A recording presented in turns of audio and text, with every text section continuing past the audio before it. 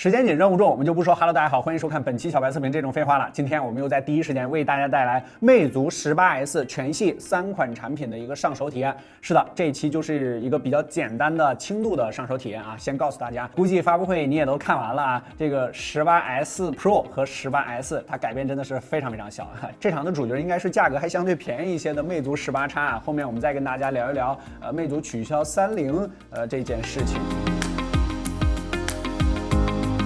由于他们改变确实是太小啊，所以他们后续的所有数据呢，我们陆续更新到我们的小白测评的这个数据库里面。首先是这个 18S Pro 啊，翻页书的这样的一个形式，我个人是非常喜欢这种形式的啊。其实，在硬件配置上呢，它就换了这个88 Plus 的这个处理器，也算是下半年的一个处理器的例行更新。其他方面呢，包括镜头模组、整个的 ID 设计，都没有什么变化啊。你从外观 ID 上是分不出来 18S Pro 和18 Pro 的啊。屏幕方面依然是非常顶的这个526 ppm 啊，确实非常高啊，一个 2K 的一块屏幕，4500毫安时的一个电池。参数方面我们就不再给大家念了，相对来说已经比较全面的一个配置了。它的重量只有189克，如果你喜欢轻薄一点的这个旗舰机的话，那么 18S Pro 呢也是在你的考量范围之内的。核心配置方面呢也是851的这套组合。如果你想追求一下极致性能的话啊，就是一定要主频拉得更高，是吧？当然这个发热方面也并没有什么特别大的这个优化啊，但是在软件层面有一个非常细节的小更新，我还是挺喜欢的，就是它的这个小窗，魅族的这个小窗一直做都非常不错，口碑也都非常好啊。现在滑上去之后，小窗模式往侧边一滑，它会变成一个小小的一个标签栏，然后我再打开什么其他应用的时候，或者你等一会儿不去触发它，它就会变成一个小小的竖条，哎，现在几乎就是一个隐藏的状态了啊，有点特别像底边的那个小横条一样，它在侧边给你做了一个，但是这个时候你往外一滑它就又滑出来，点出来也可以。然后呢，你可以把它设置成什么健康码啊，或者说支付的二维码什么的一些快捷方式，在它这个小窗里边都是可以进行设置的。这个功能这里边不需要再去滑动屏幕，在任何界面我都可以啪调出来我的健康码。直接通行就可以了，既不打扰，然后也比较方便啊。这个 18S 呢，我们特意是没有拆啊，因为我们拿到的是一个官方名称叫独角兽 EVO 的一个名字啊，还是这种竖置打开的一个形式，哎。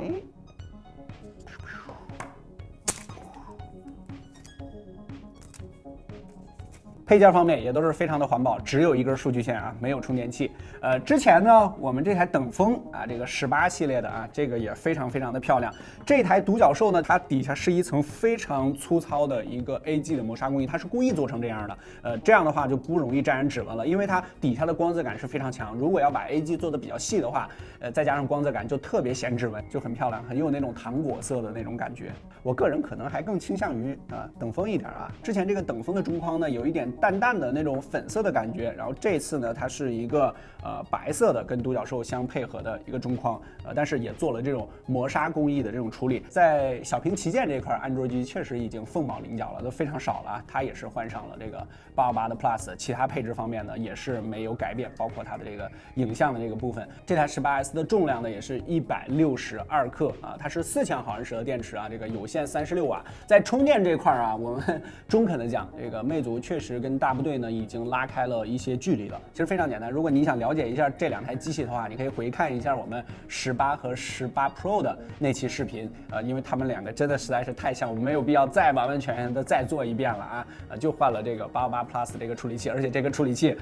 大家也都知道啊，这个改变也确实不大。但是从我个人的审美上来说，我真的还是一直挺喜欢魅族的这种正面 ID 的设计，就是它一直是这样的一个风格，而不是改来改去，尝试一下这个，尝试一下那个。OK， 下面这台就是一个非常特殊的产品了啊！为什么说它特殊？一会儿你就知道了。18X 18X 这个之前大家关注度很高，因为都想让魅族出一个870的机型，现在它来了。如果你还没有看过发布会的话，现在应该跟我产生了一个同样的疑问啊，高情商一点啊，就是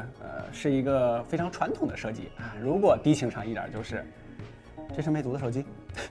确实，这就是我从包装盒里拿出来之后的第一疑问啊。它的这个 ID 设计风格跟之前的这个18S或者说这个18系列 Pro 啊，完全都是两码事儿。它也没有采用这个前后曲面的设计，而是采用了一个夹心三明治的一个结构。我们把 Pro 放在这里，你可以对比一下正面啊，这个完全就是两种 ID 风格。边框形式是3边不等宽，也就是额头宽一点，两侧稍微窄一点，下巴是最宽的，让我非常不解啊。然后底部呢是一颗1217的这个单扬声器。镜头模组这块呢，它采用的是一个 GW3 这个6400万镜头。GW3 啥情况啊？后边有好几个机器会用啊，后面你会看到6.67寸 1080p OLED 一块屏幕，它具体的这个供应商呢，我们现在还不知道，但是它是120赫兹的屏幕 ，PPI 方面呢是395，这个870加上LPDDR4X 这个 UFS 3.1这一套组合，基础参数大概就是这样。然后重量跟这个18S Pro 是一样的啊，都是189，但是这个机器拿起来这个精致感确实要差很多。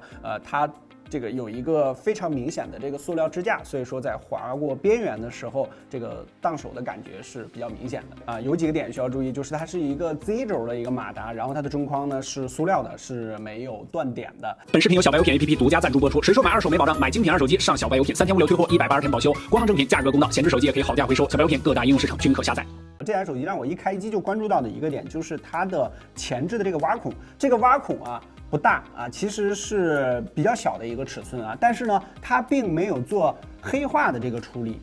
这个前置挖孔黑化是非常重要的啊，就是